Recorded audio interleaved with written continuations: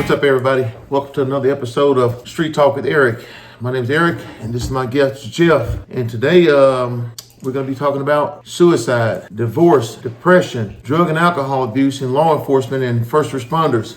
This is a topic that needs to be talked about because there's a lot of things that has gone on within 2020 this year, and I'm pretty sure y'all know what I'm talking about. If you are one of those people that you're suffering from some type of depression, or you're thinking about suicide, or if you've seen something, PTSD, or what's better term is post-traumatic stress disorder, which is if you suffer from some type of traumatic event, even if you're not a first responder, if you're not a police officer, you're not a firefighter, even if you're just a normal person, but you're depressed about something, this year has made a lot of people depressed. There's a hotline right at the bottom of the screen. You can call to get help. We put that there. That on that hotline, you can be left anonymous. It'll be somebody you can talk to, and they can point you in the right direction to get some help. And I need y'all to share this video. I need y'all to subscribe to this video, and I need y'all to push that like button. I definitely need y'all to share it, and it'll help us keep this kind of content coming so we can maybe help somebody. I think we're gonna start this topic off about depression. This is my good friend Jeff. Jeff is retired law enforcement. He's been in law enforcement for 25 plus years. I don't know the exact number he does, but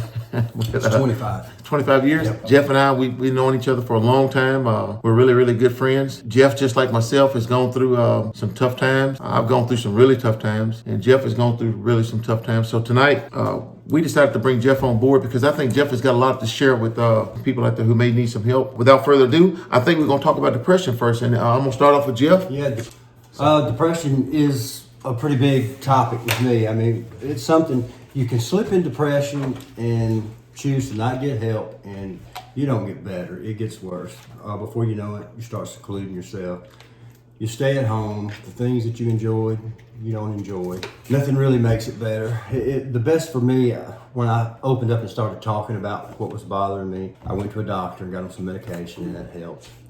But before that, it was pretty rough. Drinking, self-medication, Ambien, anything that could put myself to sleep and make me forget, which is basically the bad route to go. It put me in a place to where I didn't care if I woke up or not. I thought about shooting myself. Had 5 friends on the department over 25 years that committed suicide.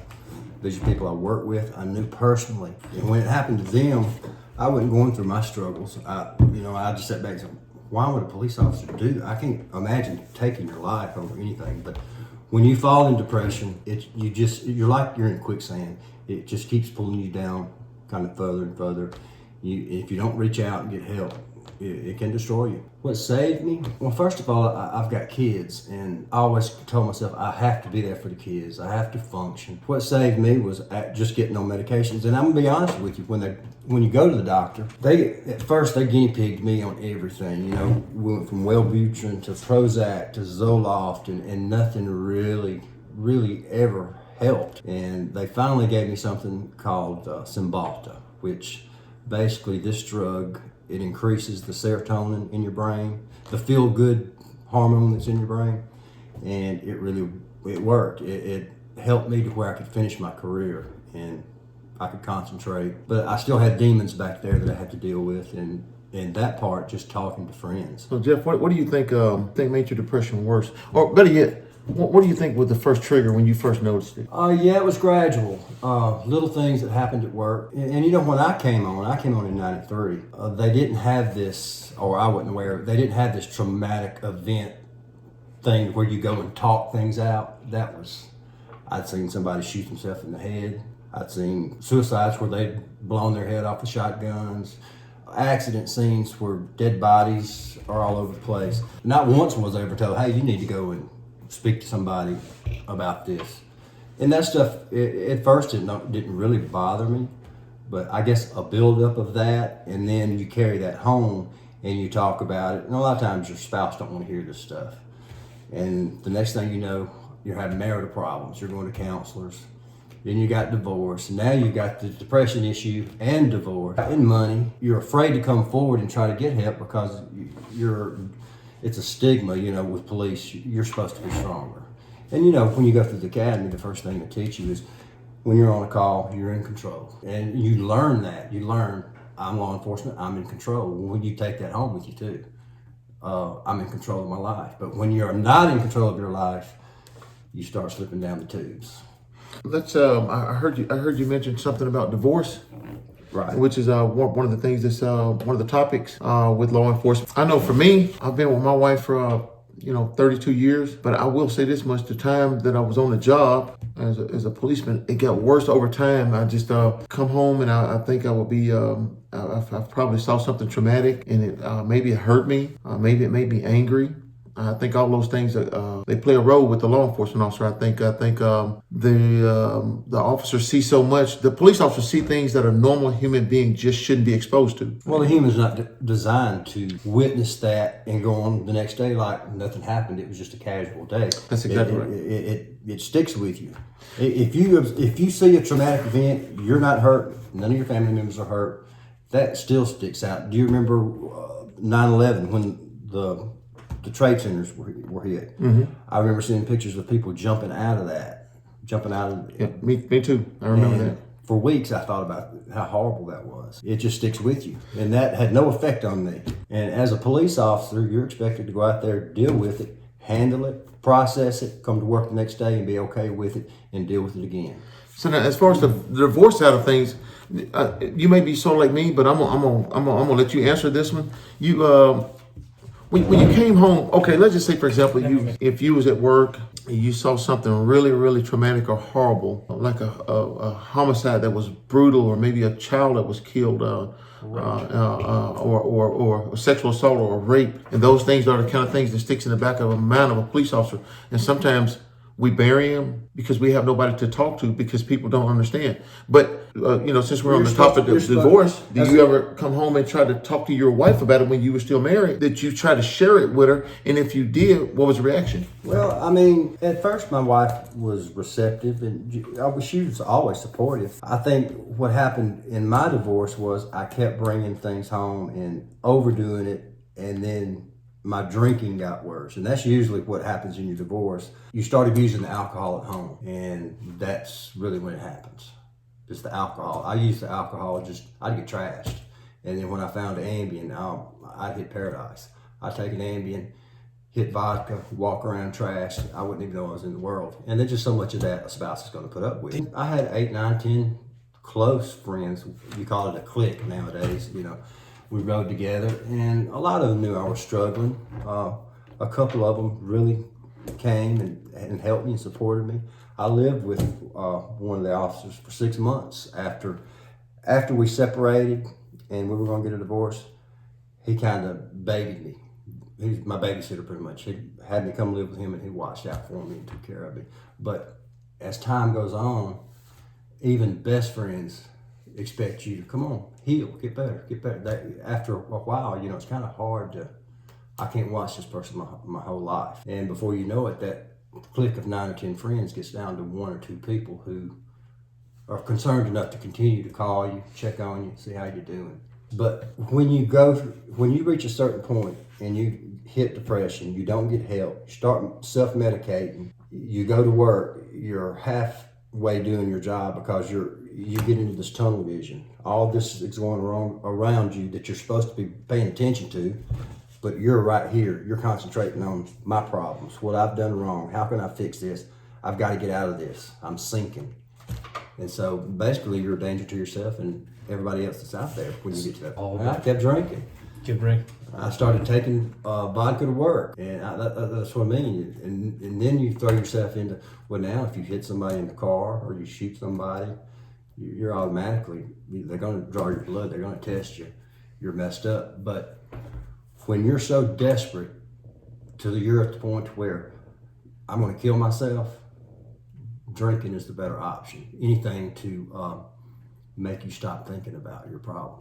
So now, what do you think about the suicide rate of 2020? Do you have any statistics on it? Yeah, I do. As of June of this year, it shows that 70 current police officers or former police officers have already committed suicide. 2019, it was 228. 2018, it was 172. 2017, it was 140.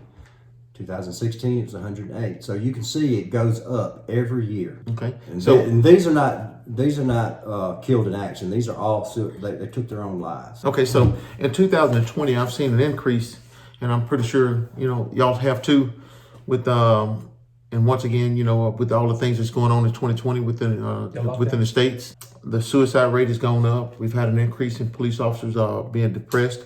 We've had an increase in police officers and firefighters too. By the way, we're talking about first responders, but mostly police officers because that's what we were doing. A lot of officers have turned to drug and alcohol abuse. What do you think the driving factors are in 2020 that's more significant than any other year?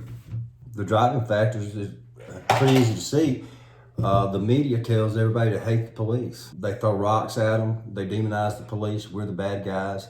We're not robotic. We react to a situation. No police officer that I ever worked with went to work with the idea of let me go out here and get a kill tonight. They all went to work with, I want to go home safely. I want to see my family, and I want to help. If I can help somebody, I want to help them. I do not want to have to take a life. Number one, because you're going to be drugged through the ring. It's going to be Monday morning quarterback on everything you did. It's just not a good situation to be in. Cry together. I was too afraid to let somebody see me cry.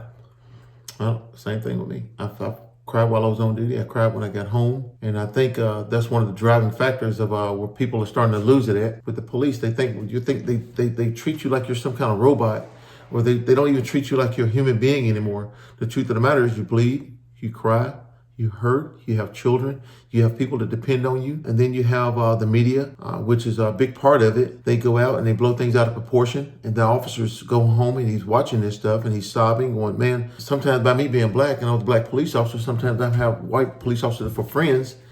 And I could just only imagine how they felt, considering the fact that, these are good men and women.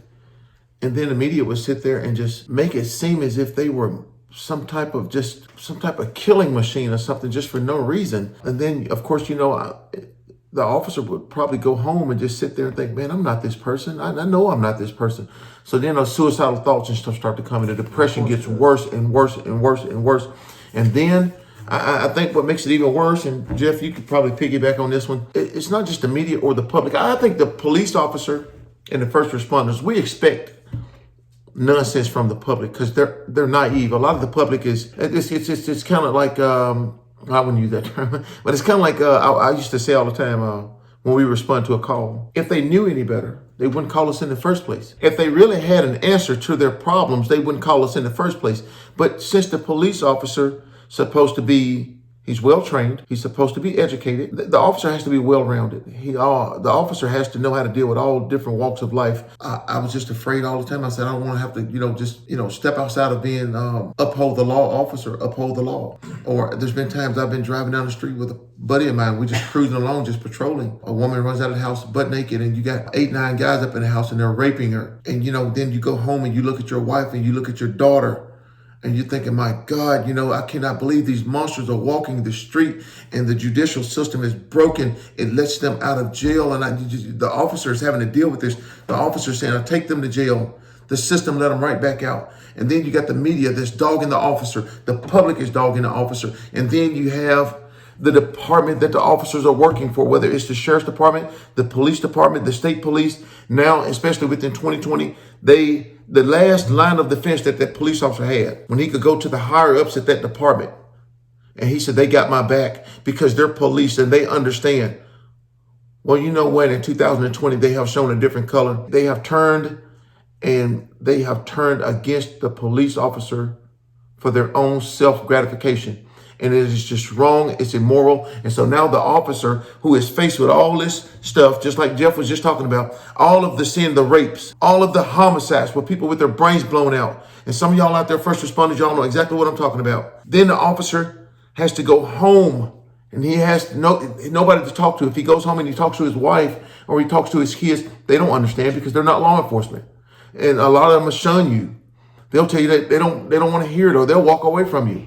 And so now the officer's sitting there by himself, basically. And so now the officer's sitting there thinking, a lot of times, officer, there's no reason to be here on this earth. For what? Everything is just bad. And that's what the police officer starts to see. The police officer starts to think everything is bad. For the officers that do not want to turn to suicide, or he knows he's depressed, it's just like my friend Jeff just said. The first thing he does, he starts to self-medicate. And for y'all people that don't know what self-medicate is when you're depressed, a lot of times drugs and alcohol. And do a lot of police officers do drugs because We talked about the alcohol, Right. but do a lot of police officers do illicit drugs? You know, of course they do. Well, that's another thing. The law enforcement officer's got a gun with him 24 hours a day. He got a loaded gun. He knows how to use it. You know, the law enforcement officer knows where the vital organs are. The officer's got everything at his disposal to dispose himself, and he has no help. Something needs to be done about it, I think, and that's what this hotline at the bottom is for. And that's what we're making this video for. I want to see people get help. I don't want them to wait as long as I did and get so far out on the limb to where it's hard to get back. Like I said, you get yourself into a hole and you get deeper and deeper and deeper until you seek help. And once you get help, you slowly start coming out. It don't happen in a day and it don't happen in a month, but each day it gets better. After a while, you pull yourself up out of the hole. That's what it's about. Well, the family, I mean, especially if the family goes in and finds them after they've committed suicide. And I'm going to tell you, suicide with a shotgun is a very gruesome thing to observe. And for any family member to come in and find their loved one killed in that manner, they're going to have some serious problems. It's just crazy, some of the things you see. So if Jeff, if you don't mind, can I put you on the spot? Yeah. Yeah, I like putting you on the spot. Thanks, Eric. And I think this is going to be significant for a lot of people to see. You know, during your 25 years as a police officer, what's the worst thing you ever saw that really just you could never get out of your mind? It would have to be 1996. I'd only been on a few years. Me and my partner got a call. A child had wandered into a pool. We got there. The parents had already pulled him out. He was 17, 18-month-old boy. I remember blue eyes. We got him into the house. We gave him CPR. We got a lot of water out of him. Paramedics got there, and he had a slight heartbeat. They took him to the barn. And man, you know how you do it. We high five and think, they've got him. He's going to be all right. Next night, go into work. Lieutenant calls you in the office. Hey, LeBonner, talk to them. The child passed. And at that time, I had a 17-month-old boy. Well, in fact, I had two boys. But my 17-month-old boy looked exactly like the child that had drowned. Blue eyes. I mean, looked exactly.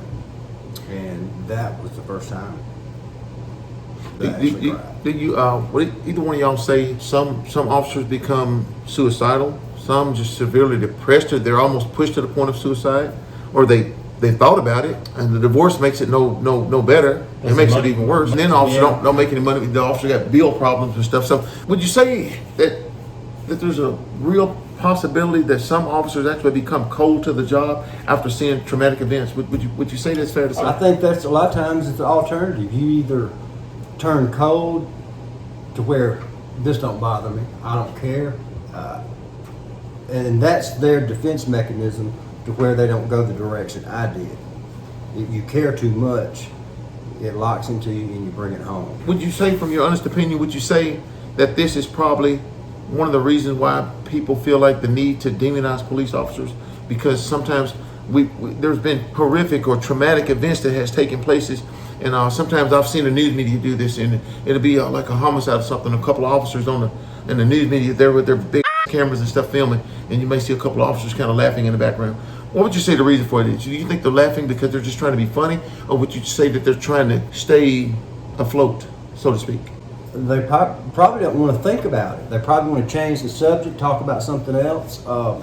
It's not that they're calloused about the situation. I mean, I'm sure it bothers them, but they don't want to have it affect them to where they break down. And me, the event with the child, that was just the first thing that I saw. And within a week, I felt better. But then the next thing comes along, and then the next thing, and the next thing. And after so much of that builds up, there's not a lot you can do. So what is the worst thing that you can do? Anybody who's watching, and whether you don't have to be law enforcement or first responder, if anybody suffering from depression, or you're thinking about suicide, or you got a drug and alcohol problem that's kind of pushing you towards that thought pattern, what is the worst thing that a person can do that's got that state of mind right now? What is the worst thing that they can ever do that makes it worse to where they may follow through? Keep your mouth shut. Don't tell anybody. Don't talk about it.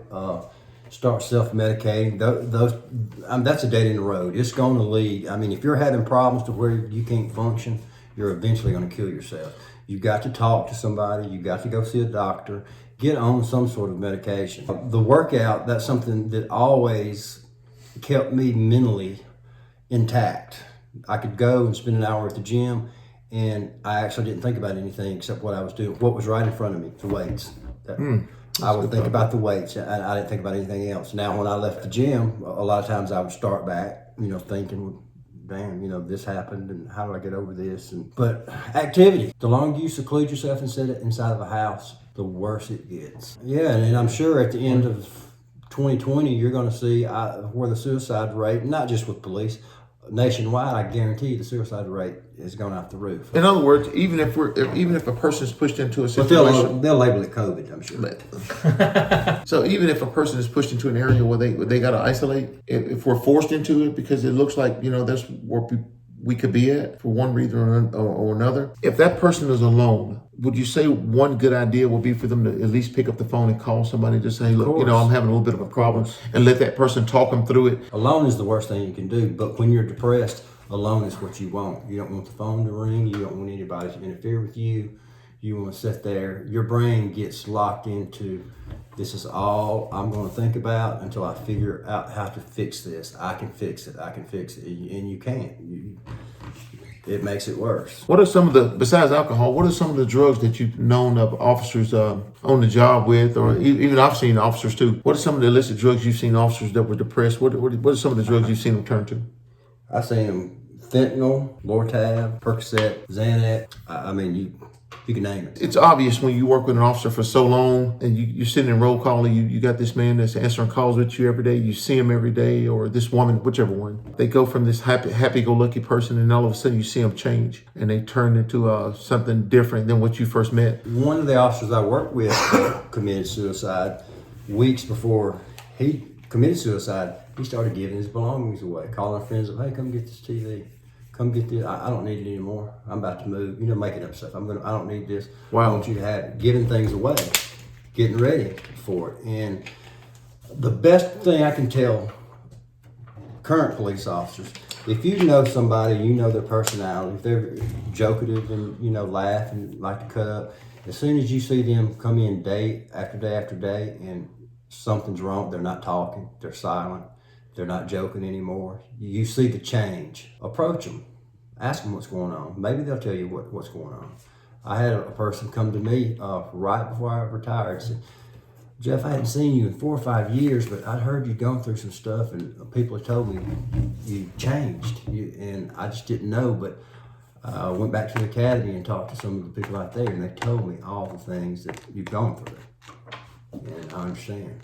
And I'm here for you if you need me. So instead of me just sitting here just putting Jeff on the spot, I guess it's time to put myself on the spot. I want to hear all your details just like I just did. Next one, come on now. Well, one of the very first traumatic events I really saw, it probably started when I was a teenager. I was coming home, and I think I was about maybe 17. And my mother, I was walking toward the door, and all of a sudden my mother, she comes out the door and she screams at me. She's motioning for me to hurry up and get inside the house. And she's screaming, she's crying. And when I get inside the house, my dad had collapsed on the floor from the kitchen table. He had had a massive heart attack. Of course, I was so young, I didn't know what was wrong with him. I just kind of drug him into the living room, and I told my mother, go ahead and just dial 911. And I sat there with his head in my lap, and I saw him take his last breath. And that was the last time I really ever saw my dad alive, really. So he basically died in my arms. And so that was one of the very, very first traumatic events that I saw that I could never shake. And even now, it's kind of screws with me some. And then this is going to be hard for me to really talk about. 8 years ago, I had an 18-year-old son. He was depressed. He was going through a lot. It's tough being a teenager too. This video pertains to teenagers too, because teenagers, they go through a lot of stuff. All of us been teenagers before, and that's a tough time. It really is. So it's not going to sit here and bash teenagers. That is a tough time. He was going through some tough times, and my 18-year-old, he committed suicide. He committed suicide while I sat right there in the house. I tried to save him. And I think one of the biggest things, what kind of screwed this with me, is during my tenure of being a police officer for over 20 something odd years, I've saved a lot of people, and I couldn't even save my son. And that was it kind of broke me some. And instead of me taking time off work, I took about a week off, and after that I was right back at work again. Of course, when I walked in roll call, I've got officers and of course the lieutenants and stuff saying, "Hey Eric, man, what are you doing here?" And I said, "Well, I can't sit at home. I'm a go-getter. I can't sit at home." My first day on the job, straight out of roll call, I get a homicide call. There's a young lady who was she was living a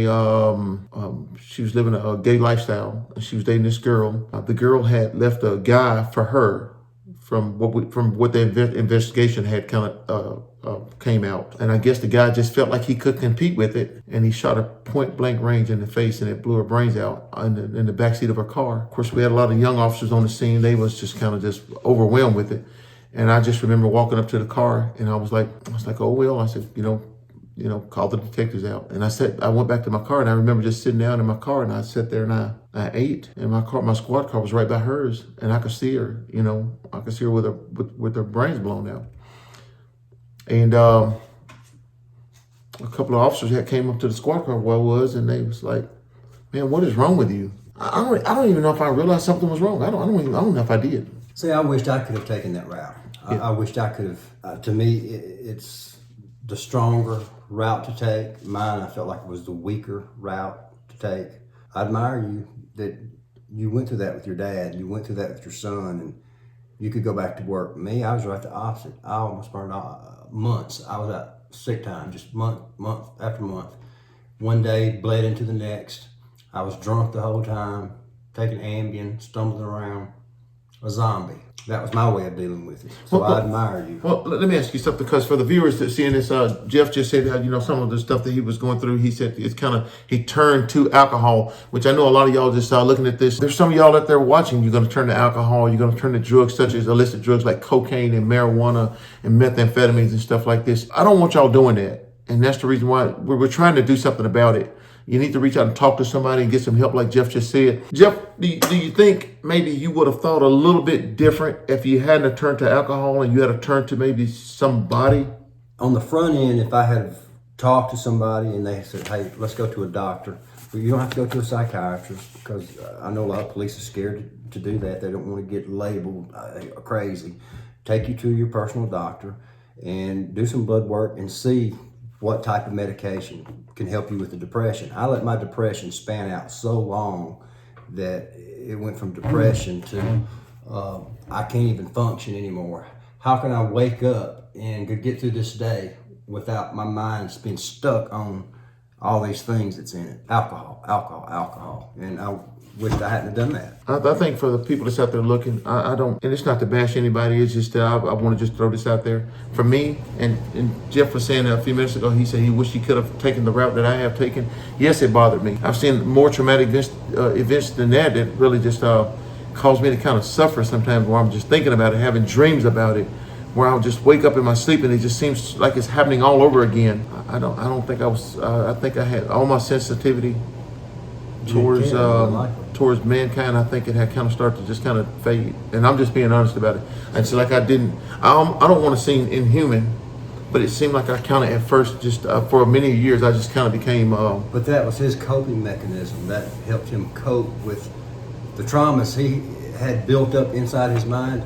He coped with that by choosing the option that he did. Well, I think I kind of felt a lot of anger too. It ain't no thing to it. I felt a whole lot of anger. And I think I was starting to direct my anger towards a lot of people that was committing severe crimes to people. I would see so much of these people that's committing these crimes. I just became, almost like... everybody's evil. Everybody's bad. Right. I think I became to the point where I just thought everybody was bad. I just thought, everybody, because you go out there and you see somebody with their brains blown out because some nut job is out there trying to rob them, or drug dealer's gone bad. The officer has to go out there, he has to work this scene, but once the officer works it, there's two people still suffering. That's the family and the officer. But people only think about the family. They forget about the officer, because the way the officer, police agencies, if you will, And these government entities, when they hire the officer, I don't know, if y'all ever seen the movie Expendable with Sylvester Stallone and, Arnold Schwarzenegger and all of them. Sylvester Stallone told them, he said, they don't care nothing about you, you're expendable. And that's what it's starting to look like with the police now. The officer is left with all this stuff in his mind, with all of these senseless killings, rapes, people being robbed and beaten. And now this officer is left with all this stuff bottled up inside, and nobody ever thinks about him. He's left alone to fight it, and he can't even go home and talk to his own family. You know why? Because they don't understand. They don't understand because the officer is so used to turning to other law enforcement people. Well, that's their second family. Right. It becomes like the law enforcement people become a second family. And if you think about it, you spend an 8-hour shift with a certain group of guys 5 nights a week, and you see your family 2 or 3 hours a day, and then you go to bed. You spend more time with the people you work with on the department than you actually do with your family.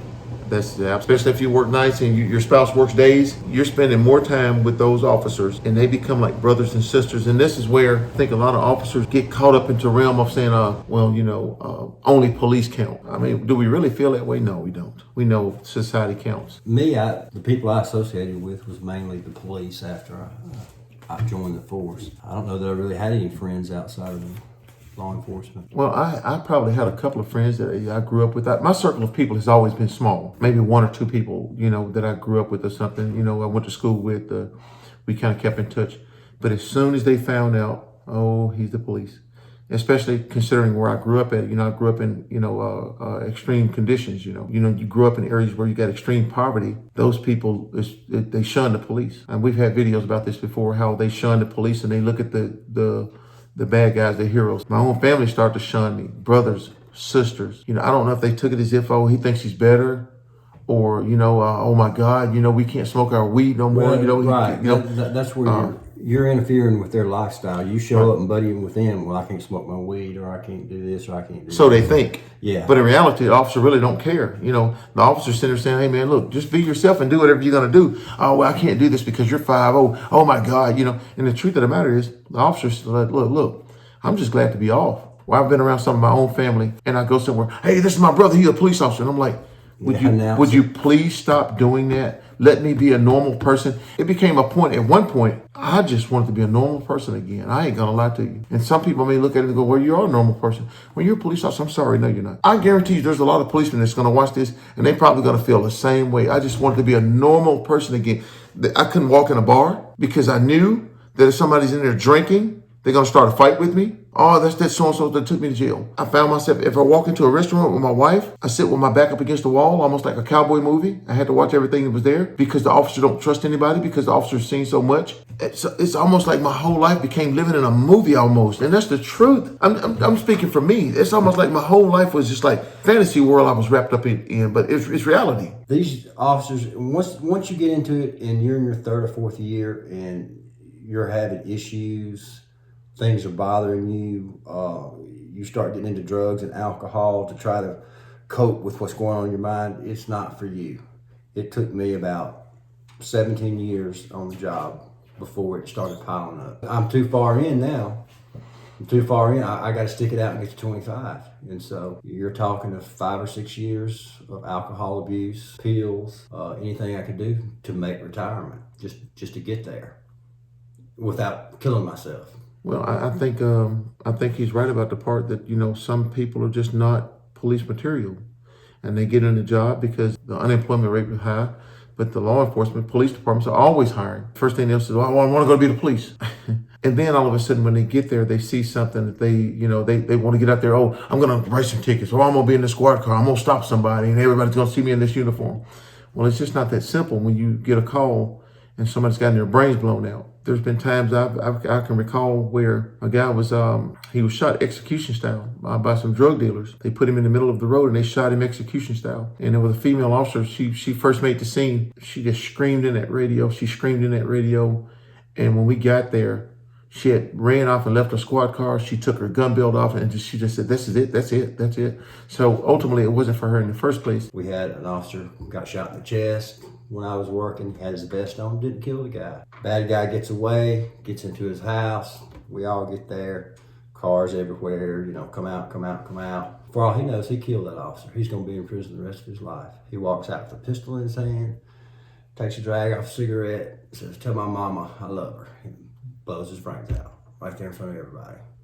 And that's just one of 25, 35 incidents that I got to see and keep up here. If you're depressed, before you end up in a divorce or before you end up contemplating suicide, I think just to sum up what we was talking about, what this whole conversation has been about, I think the worst thing that you can ever do is turn to drug use or turn to alcohol abuse. I don't think you need to do it at all. You need to turn to somebody you can trust to talk to. Give somebody a phone call. If you don't feel comfortable calling that hotline that's at the bottom, call somebody you can trust. Somebody that's going to give you the right answer. Somebody that's going to kind of point you in the right direction, so to speak. You don't want to call somebody negative. You want to call somebody who's always got a positive attitude, because you got to remember something. Laughter cures the soul. If you can call somebody to make you laugh, maybe you'll start to feel better. And don't self-isolate. You don't want to get into a point where you start to isolate yourself, where they're starting to shut things down and people are going to be stuck at home. Employed.